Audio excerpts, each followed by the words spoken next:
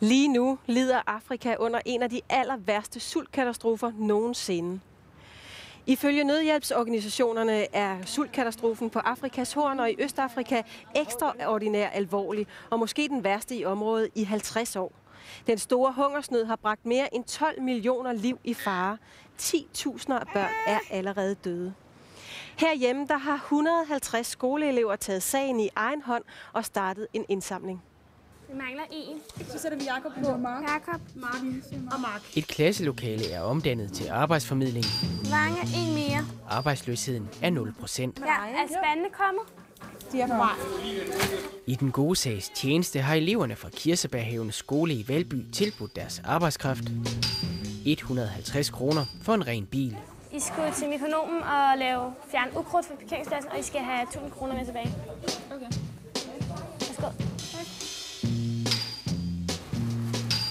Lektierne er glemt for en dag. Jeg vil sige, at det her det er lidt hårdere, men det går til et godt formål. De lokale plejehjem har også fået besøg. Det er også en måde, vi kan lære hinanden at kende på, ikke? De ældre bliver plejet, og udenfor bliver der fejet. Alt sammen til støtte for indsamling til Afrika. Nicoline, Desiree og Redouan, velkommen til jer. Tak. Det var simpelthen jeres skoler, der har lavet den her indsamling. Nu er jeg jo lidt spændt. I har været meget flittige. Nicoline, hvor mange penge har I fået samlet ind i dag? I dag har vi indsamlet 22.000. På en dag? Ja, på en dag. Og så har vi en konto udover, som der er blevet sendt penge ind på, som vi ikke har talt op endnu. Hvor er det ualmindeligt godt gået. Bare på en dag. Tillykke med det, og det når garanteret måske at blive til flere penge hen ad vejen. Hvorfor, Redouan, er det så vigtigt at hjælpe? Det er så vigtigt at hjælpe, fordi at, vi priser os lykkelige herhjemme, at vi har det så godt. Og vi har mad på bordet og tag på hovedet. Det har de fattige børn i Afrika ikke. Og det er en vigtig ting at kunne hjælpe de fattige børn, som ikke har det så godt ligesom os andre herhjemme. Skal vi ikke lige prøve at se nogle billeder fra Østafrika, som I kan se på skærmen derhenne? Her ser vi et lille bitte barn, som måske ikke har fået noget at spise i rigtig mange dage. Hvad tænker I, når I ser det her?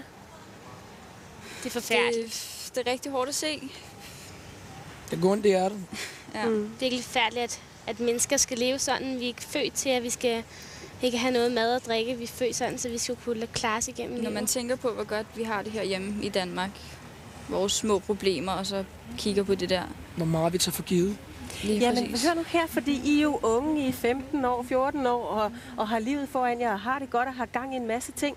Kunne I ikke bare koncentrere jer om jeres eget liv og være teenager? Jeg synes, at man skal tænke lidt ud over sin egen hverdag og sine egne problemer en gang imellem, og tænke på, at vi faktisk har det ret godt, og der er folk, som har brug for vores hjælp. Og derfor er det rigtig dejligt at kunne støtte folk. Hvad er det for en fornemmelse, man får indeni, når man hjælper? Altså, man bliver virkelig glad og lykkelig over, at man har gjort en forskel her i verden. Altså, udover man lige støvsuger på værelset for mor eller et eller andet. Hvis du giver de her penge til Afrika, så får de også noget mad og drikke. Altså, selvom vi havde kun tjent 2 kroner, ville vi stadig kunne give et barn mad for en dag. Så nu har vi tjent 22.000, så kan vi give 11.000 børn mad for en dag. Kan I give nogle gode idéer til, hvordan man kunne starte en indsamling? Hvad er det, I har tilbudt?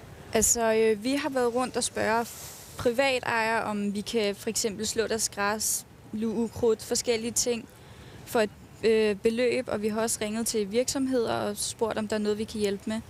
Og folk har været rigtig positive om det.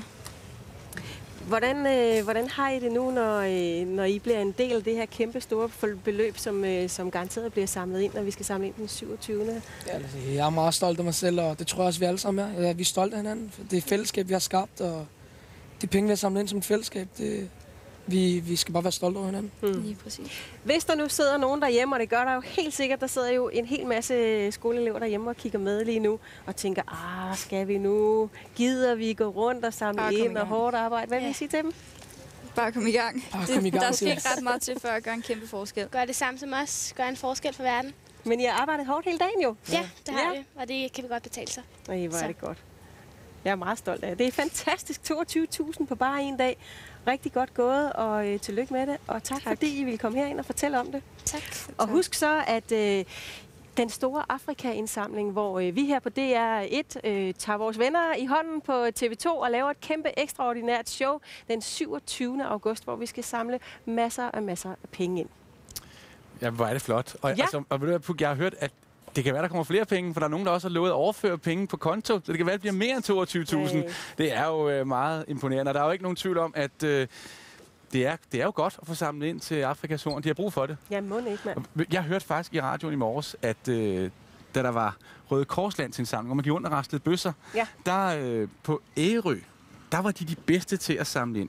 Okay. Og det er, efter sådan forskellige tal, der bor 6.500 mennesker cirka på Ærø, de er så landets fattigste kommune. Ja. Men i Gentofte Kommune, som er landets rigeste, De er rige. de rigeste, Ja. de var så de dårligste. De var simpelthen de dårligste til at bidrage. Okay. Det er jo ikke så rart. sådan lidt overraskende. Det er på en lidt eller anden måde. mærkeligt, ikke? Jeg hørte også et sted, nu må I ikke få kaffen galt i halsen op i Nordjylland, men jeg hørte, at det var altså også nogle af de mest nære. Der sidder pengene ikke løst.